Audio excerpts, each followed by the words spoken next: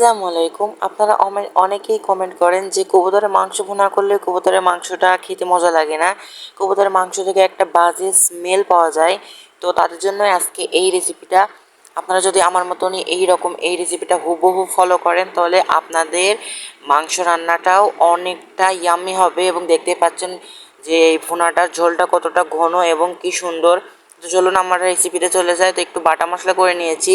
এবার এখানে রয়েছে হাফ কেজি মাংস, 1 কাপ পরিমাণে পেঁয়াজ বাটা এবং গোটা রসুন এবং কাটা আলু। তো এবার আমরা রান্নার কাজে চলে যাই। তো এইবার প্রথমে কড়াইতে দিয়ে দিচ্ছি পরিমাণ মতো তেল। যেহেতু এটা ভুনা, আপনারা চাইলে এখানে খাঁটি সরিষার তেলও কিন্তু ব্যবহার করতে পারবেন। তো এবার আমি দিয়ে দিচ্ছি 2টা তেজপাতা। এবার দিয়ে দিচ্ছি 1 কাপ পরিমাণে কুচো করা পেঁয়াজ। এবং এই পেঁয়াজটা দিয়ে আমি এই তেলে একটু ভালো করে ভাজা ভাজা করে নেব, যাতে পেঁয়াজের যে কাঁচা গন্ধটা সেটা চলে যায়। যখন দেখবেন পেঁয়াজটা ব্রাউন হয়ে গেছে তখন দিয়ে দেবেন জিরা বাটা, পেঁয়াজ বাটা এবং শুকনা মরিচ বাটা, 2টা এলাচ বাটা এবং ডালচিনি বাটা। তো এটা আমি দিয়ে ভালোভাবে মশলাটাকে এরকমভাবে কষিয়ে নেব। তো ভালোভাবে কিন্তু মশলাটা কষাতে হবে যাতে পেঁয়াজ এবং রসুনের যে একটা কাঁচা গন্ধটা থাকে সেটা কেটে যাবে। তো যখন দেখবেন একটু তেল ছেড়ে দিয়েছে তখন দেবেন পরিমাণ মতো লবণ এবং পরিমাণ মতো হলুদের গুঁড়া। তো এবং নাড়াচাড়া করতে করতে দেখবেন যে এই মশলার যে কালারটা একদম পুরো লাল হয়ে একদম পুরো তেল ছেড়ে দেবে, তখন আপনারা দিয়ে দেবে এতে আলু এবং গোটা যে রসুনটা সেইটা। যেহেতু কবুতরের মাংসটা অনেক নরম হয় সেই জন্য আমরা আগে আলু এবং রসুনটা দিয়ে একটু নাড়াচাড়া করে নেব। তো নাড়তে নাড়তে দেখবেন আরও তেল ছেড়ে দেবে, তখনই দিয়ে দিতে হবে এই মাংসটা। এবং এই মাংসটা দিয়ে খুব বেশি কিন্তু কষানো যাবে না, যেহেতু কবুতরের মাংস অনেক প্রোটিন থাকে, সেটা কিন্তু অতিরিক্ত কষালে কিন্তু সেটা চলে যাবে। আমরা অল্প একটু নাড়াচাড়া করে পরিমাণ মতো কষানোর পানি দেবো। পানিটা যখন এরকম শুকিয়ে যাবে তখন আমরা দিয়ে দেবো যেই ঝোলের পানিটা। আমি এখানে অল্প করে পানিটা দিয়েছি, যেহেতু আমরা ভুনা করছি সেই জন্য আমরা অল্প করে একটু পানি দিয়ে একটু ঢাকনা চাপা দিয়ে রেখে দিলাম। আমাদের মাত্র 5 মিনিট অপেক্ষা করতে হবে। তো 5 মিনিট পরে আমি ঢাকনা খুলে নিয়েছি, দেখি ঝোল একটু শুকনো শুকনো হয়ে যাচ্ছে। তো এবার দিয়ে দিচ্ছি 2-3টা চেরা কাঁচা লঙ্কা।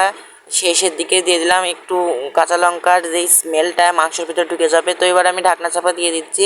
তো আমাদের মাংস রান্নাটা কিন্তু পারফেক্টভাবে হয়ে গেছে।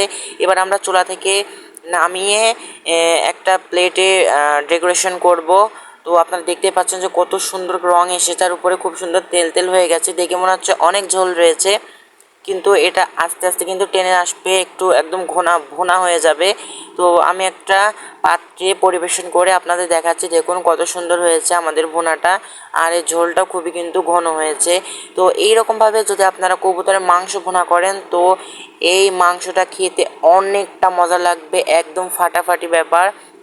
যেহেতু ভুনা, ওই যে আমি বলেছিলাম, এই দেখুন ঝোলটা কিন্তু একটু এঁটে এঁটে এসেছে, খুবই সুন্দর, খুব ভুনা একটা ব্যাপার হয়েছে। তো এইটা পোলাওয়ের সাথে কিংবা সাদা ভাতের সাথে কিন্তু একদম জমে যাবে। আপনারা সকাল, দুপুর কিংবা রাত্রেও কিন্তু এটা খেতে পারেন। অনেক জুসি জুসি একটা ব্যাপার। মাংস এবং রসুনটা আমি খুব একটা সেদ্ধ করি, রসুনেও কিন্তু অনেক পরিমাণে ভিটামিন থাকে, ভিটামিনটা চলে যাবে সেই জন্য আমি খুব বেশি সেদ্ধ করিনি। 80% মতো আমি সেদ্ধ করেছি রসুনটা। তো এটা খুবই স্বাস্থ্যকর একটা খাবার, কবুতরের মাংসে কিন্তু অনেক প্রোটিন থাকে। তো আজকে এই রেসিপিটা আপনাদের কেমন লেগেছে অবশ্যই কমেন্ট করবেন। এবং আপনারা যদি আমাদের চ্যানেলে এখনও নতুন হয়ে থাকেন তাহলে অবশ্যই আমাদের চ্যানেলটিকে সাবস্ক্রাইব করে পাশে থাকা বেল আইকনটি অন করে রাখবেন, যাতে আমাদের এরকম সুন্দর সুন্দর ভিডিও খুব শীঘ্রই আপনার কাছে পৌঁছায়। সবাই ভালো থাকবেন, খোদা হাফেজ।